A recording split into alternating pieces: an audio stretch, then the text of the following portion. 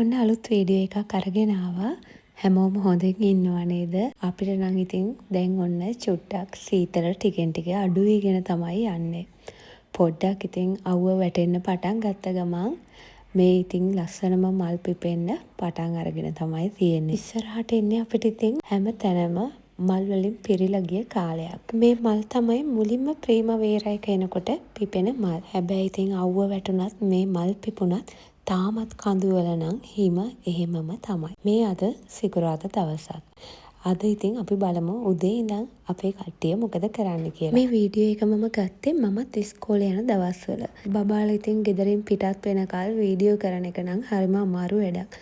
අපේ ගෙදරින් මුලින්ම යන්නේ දුව තමයි. ඉතින් එයා පල්ලෙහාට ගිහිල්ලා ස්කූල් බස් එක යට එනවනේ.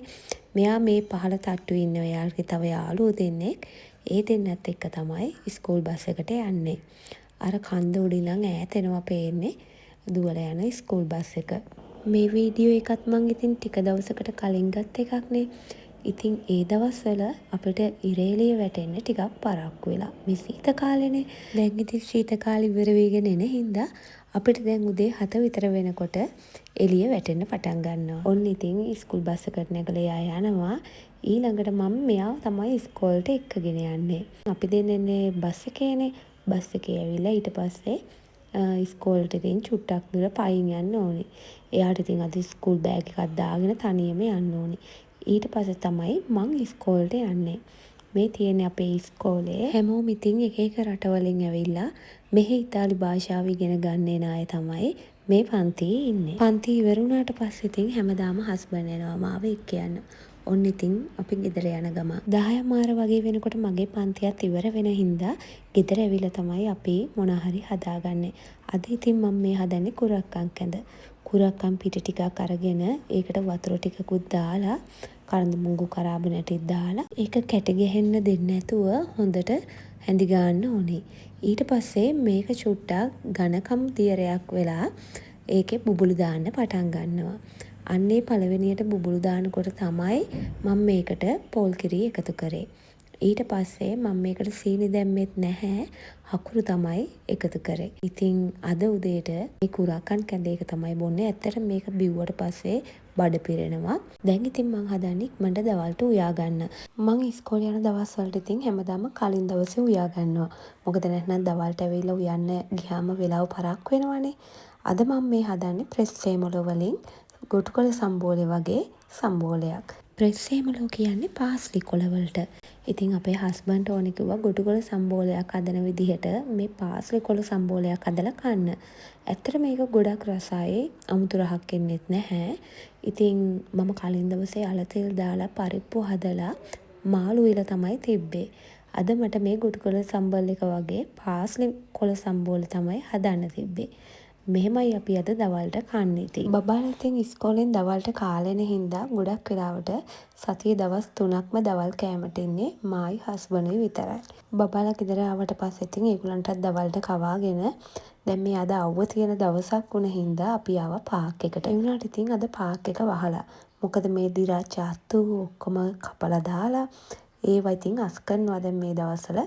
ඉස්සරහා කාලෙට ලෑස්ති වෙන්න. මේ දෙන්නව පාකින් එකේ පොඩ්ඩක් බයිසිකලේ පද්දලා අපි ගෙදර ඇවිල්ලා මම මේ හදන්නේ අද රෑ කෑමට පොඩි කෑමක් හදන්න.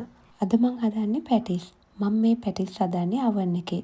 මොකද එතකොට තෙල් ගොඩක් පාවිච්චි වෙන්නෙත් නැහනේ. මං ගත්තා පිටි 200කුයි ඒ වගේම ලුණු චුට්ටකුයි සීනි ටිකකුයි දාලා මෙන්න මේ බේකින් පවුඩර් එකෙනුත් තේ හැඳි භාගයක් විතර මං දාගන්නවා. ඊට පස්සේ බිත්තරේකුත් දාලා අයිස් වතුරෙන් තමයි මේක අනාගන්නේ. ඉතින් මේ අයිස් වතුර දානකොට වතුර ටික ටික තමයි දාගන්න ඕනේ. මේක අතේලෙන්නේ නැති ඩෝ එකක් විදිහට තමයි හදාගන්න ඕනේ.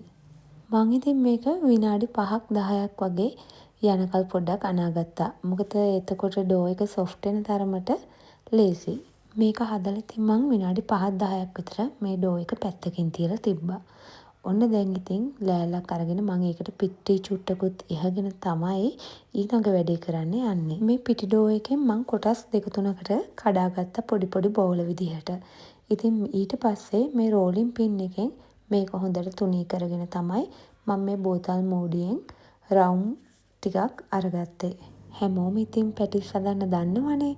මං ඉතින් ඊට පස්සේ මේකට අපි හදාගත්ත පේස්ට් එකෙන් චුට්ට දාලා ඊට පස්සේ මං ගාව තිබ්බේ නැහැ පැටිස්. දැන් නම් අර කටර් එකක් වගේ ඇවිල්ලා තියෙනවනේ. ඒත් ඉතින් මං ගාව තිබ්බේ නැහැ එකක්. ඒක නිසා මම මේක ඉතින් ගෑරුප්පුවක් අරගෙන වටේ හොඳට වතුර චුට්ටකුත් ගාගෙනම සීල් කරගත්තා.